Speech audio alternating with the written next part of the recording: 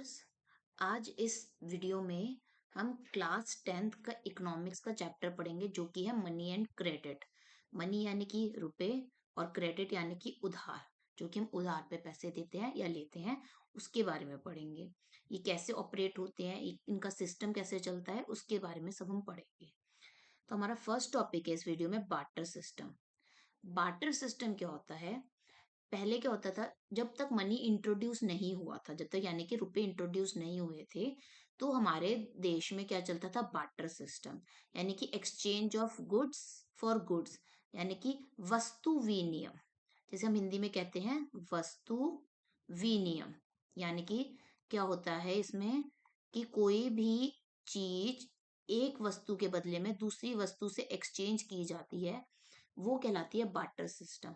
मान लीजिए एक एग्जांपल दिया है, जैसे a farmer gives wheat to a potter and gets pot in return, यानी कि एक फार्मर ने दिए उसको व्हीट दिया पॉटर को, और उसके बदले में उसने क्या लिया? पॉट लिया। तो इसको कहते हैं बार्टर सिस्टम, जिसमें कोई रुपए या पैसे नहीं होते, सिर्फ चीज के बदले चीज एक्सचेंज की जाती है, यानी कि वस्तु के बदले वस्तु एक्सचेंज की जाती है। मैं एक और एग्जांपल देती हूँ। मान लीजिए मुझे चावल चाहिए और आपको मेरे से आटा चाहिए है, तो क्या होएगा? मैं आपको चावल दे दूंगी जितने चावल आपको चाहिए, और जितने आटा मुझे चाहिए उतना मैं आटा आपसे ले लूंगी। तो चीज के बदले में चीज जब एक्सचेंज की जाती है, वो कहलाती है बार्टर सिस्टम। तो बार्टर सिस्टम हमारे देश में पहले चलता था, लेकिन इस बार्टर सिस्टम में कुछ प्रॉब्लम्स होती थी, जिसकी वजह से इसको बंद करके मनी को इंट्रोड्यूस किया गया है। अब इनमें प्रॉब्लम्स क्या क्या है बार्टर सिस्टम में, वो देखिए। डबल को इंसिडेंस ऑफ वांट्स, यानी कि both person must need each other goods, यानी कि मान लीजिए मुझे आटा चाहिए है और एक आपको चावल चाहिए है, तो मुझे ऐसा पर्सन ढूंढना पड़ेगा जिसे मेरे को चावल देने हैं और उससे ही आटा लेना है। ऐसे पर्सन को ढूंढना थोड़ा मुश्किल होता है, टाइम कंज्यूमिंग भी होता है, कि जिससे जो चीज चाहिए और मेरे को उससे वो चीज लेनी है, ऐसे आदमी को ही आपको ढूंढना पड़ेगा।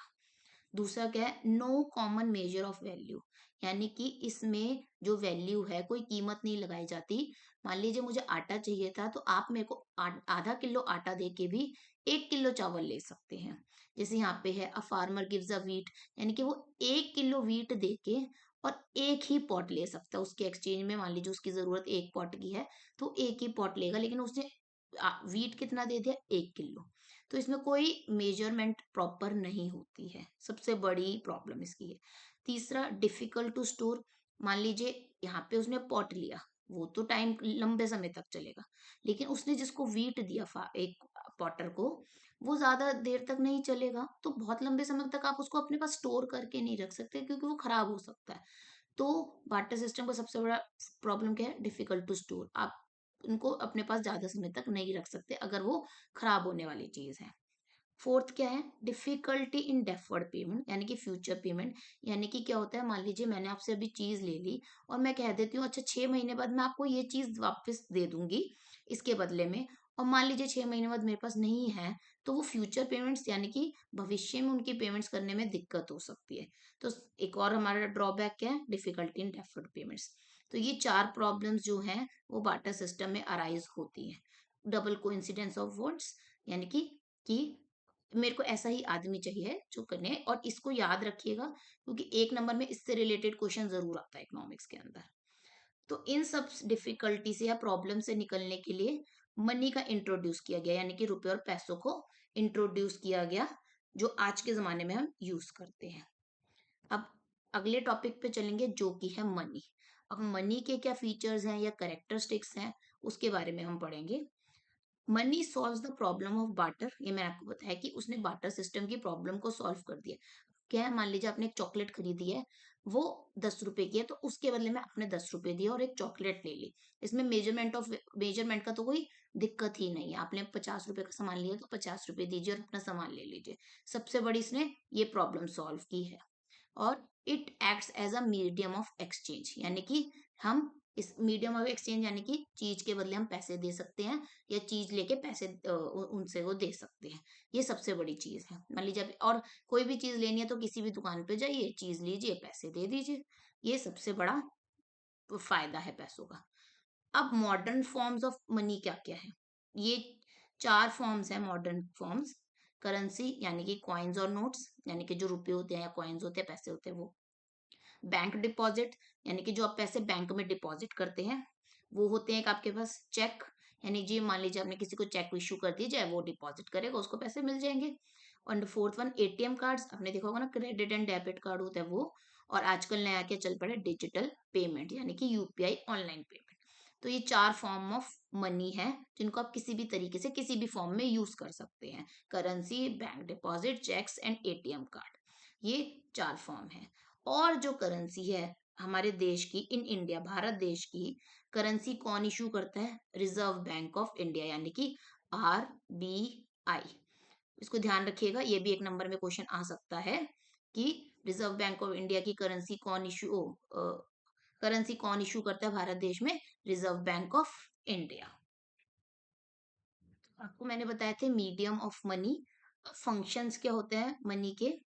मीडियम ऑफ एक्सचेंज यानी कि उसको हम एक्सचेंज कर सकते हैं एक दूसरे से, चीज के बदले पैसे देकर हम अपनी चीज ले सकते हैं।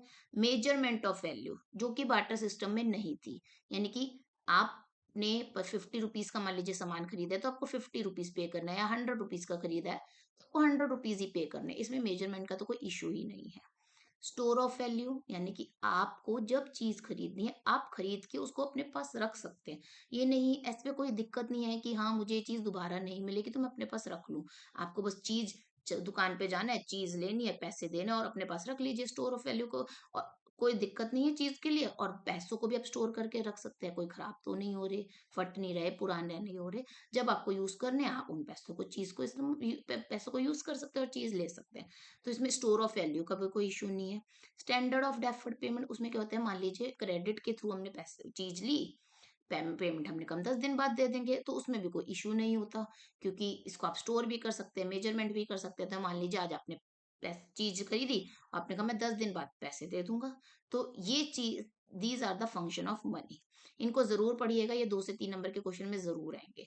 क्या क्या है function of money? Medium of exchange, major of value, store of value, standard of deferred payment. यानी कि आप फ्यूचर पेमेंट्स में इसको कर सकते हैं। डेफर्ड पेमेंट को हम और क्या कहते हैं? Future payments. इनको आप बाद में भी कर सकते हैं। हम अगले टॉपिक पे चलते हैं जो कि है क्रेडिट। क्रेडिट यानी कि उधार, उधार पे पैसे देना या पैसे लेना।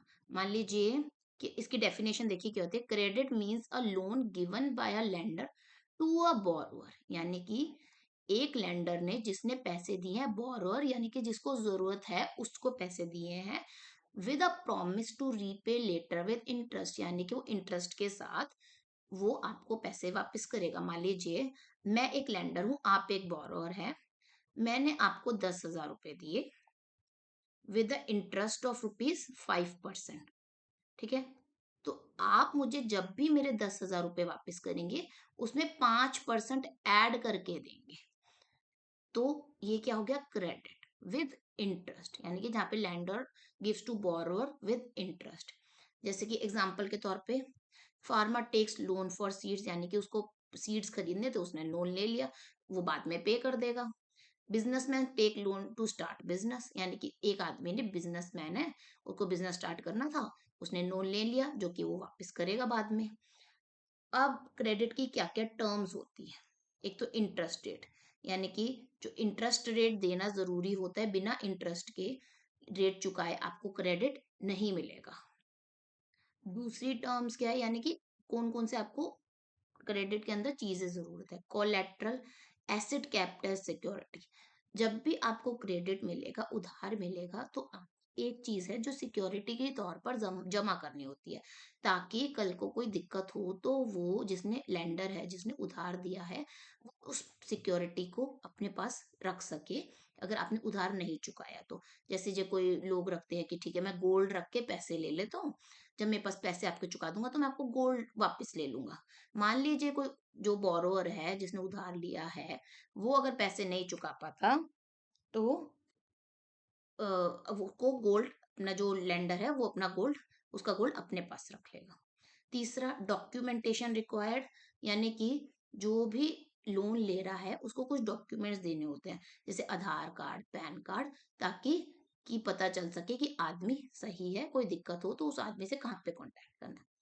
फोर्थ, मोड ऑफ पेमेंट, यानी कि जिसने उधार लिया है या जिसने दिया है वो किस तरीके से उधार देगा, कैश में या चेक में, किस तरीके से वो देगा और लेगा, या फिर यूपीआई, वो होता है। तो ये these are terms of credit कि जिनको पूरा करना होता है उधार या क्रेडिट लेने से पहले। Interest rate, collateral, documentation required and mode of repayment, यानी कि वापस कैसे करेगा, कैश में करेगा, चेक करे से करेगा, यूपीआई से करेगा।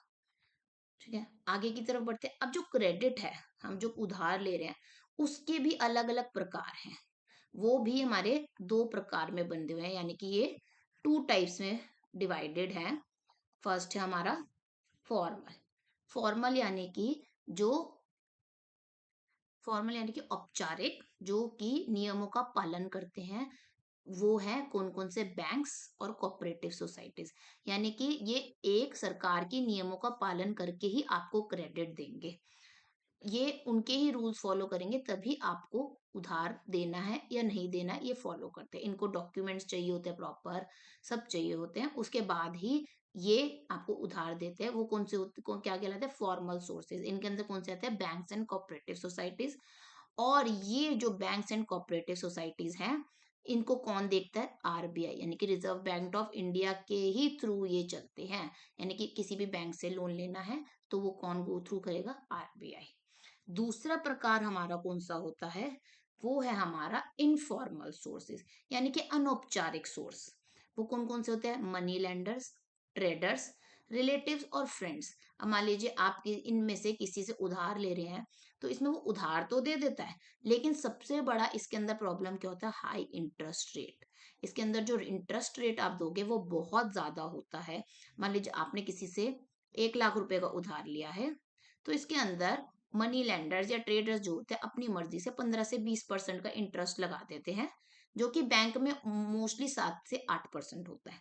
आपके रिश्तेदार है, दोस्त है, इनसे आपने उधार तो ले लिया।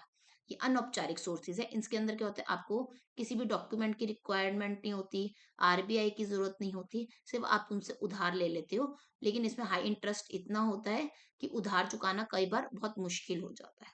तो वो कौन कौन से हैं, money lenders, traders, relatives and friends. आपको समझ में आ गए होंगे कि क्रेडिट दो तरीके के, फॉर्मल एंड इनफॉर्मल।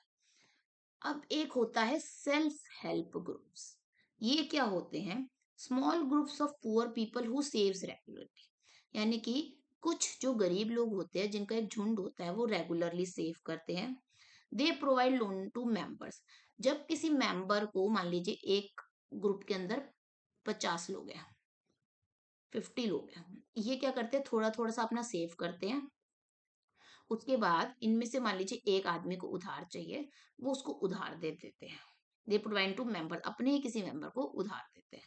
और ये help in power and empowerment and rural development. ज्यादातर ये कहाँ पे चलता है, रूरल डेवलपमेंट, यानी कि गांव के लिए, गांव में किसी को जरूरत होती है वहां पे लिए, और वुमेन एम्पावरमेंट के लिए, मान लीजिए किसी ने अपनी बेटी को पढ़ाना है या काम कराना है, उन उन ज्यादातर उन ग्रुप्स में ये काम आती है, सेल्फ हेल्प ग्रुप्स में।